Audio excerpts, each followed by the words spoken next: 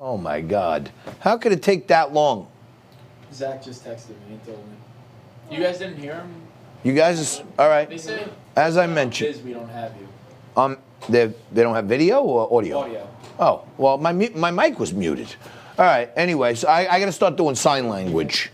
I'm sorry I wasn't looking at the comments. Anyway, Mikey Boy is leaving us on Friday, and he's going back to USC, University of Southern Cal, okay?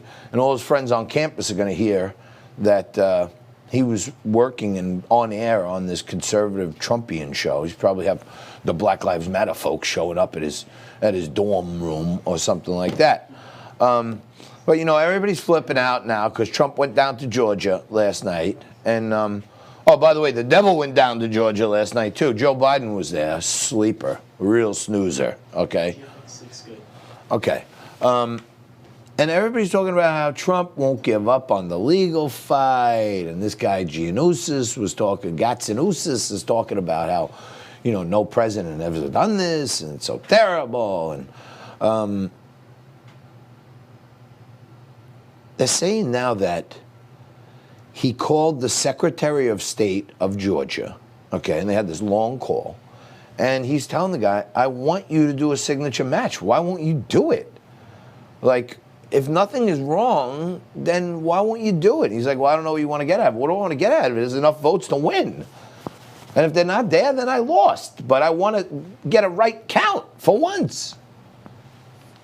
There's a good tweet out there from Rogan O'Hanley.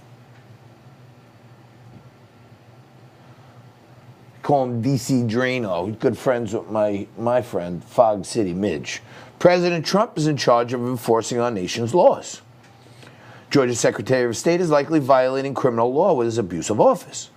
President Trump informed him of this, which is fair, since the crimes have directly affected Trump.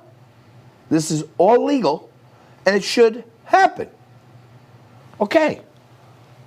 Think about what we're saying here, okay? The president and his attorneys are in possession of hundreds, if not thousands, of affidavits from people all alleging the same thing. They were kicked out.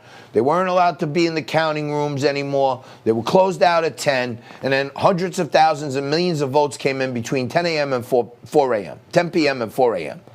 So if Trump says, hey, wait a minute, you know, in 5 or 6 of these states, you changed the law without telling the legislature to give you an opening to bring in heist in some phony ballots.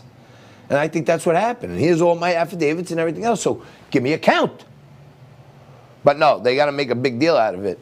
This is the guy who's charged by the Constitution to appoint people to enforce the laws of our country.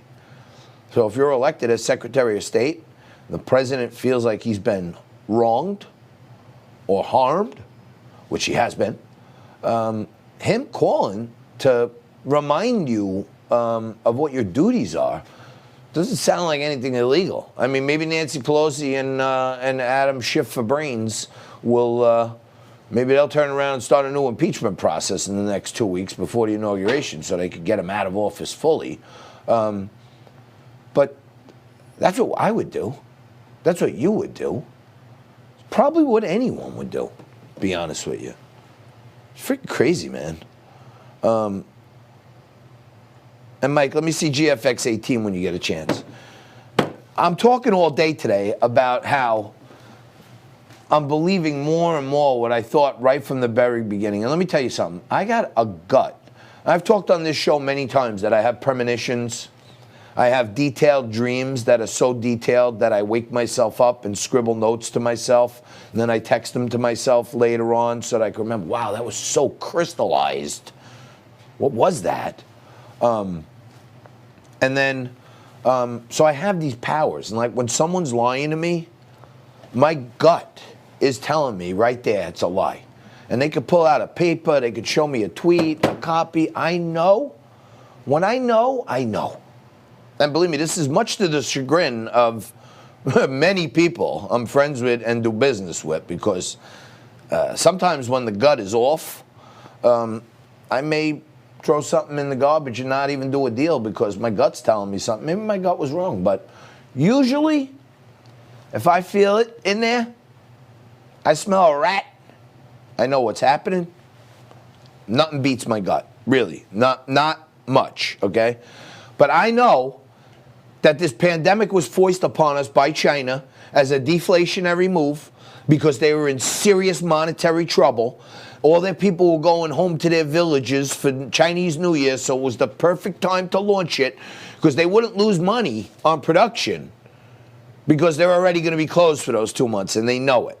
And now we find out all these other governors and all these laws that were changed to heist the election and crushing small businesses to put them out of business so big box stores and lobbyists can make all the money. Here's a tweet that AOC put out there before the election, okay? And it's been deleted, but we find these things. And check this out, okay? This guy, Jesse Melton, okay, this girl, Melton, put this up. You know, Alexandria Ocasio-Cortez already deleted it. But she posted in May, way before the election, it's vital that governors maintain restrictions on businesses until after the November elections because economic recovery will help Trump be reelected. A few business closures or job losses is a small price to pay to be free from his presidency. Hashtag keep us closed. My friends, all the pieces are right there before us. The puzzle's made on the table. You're ready to put the glue on it.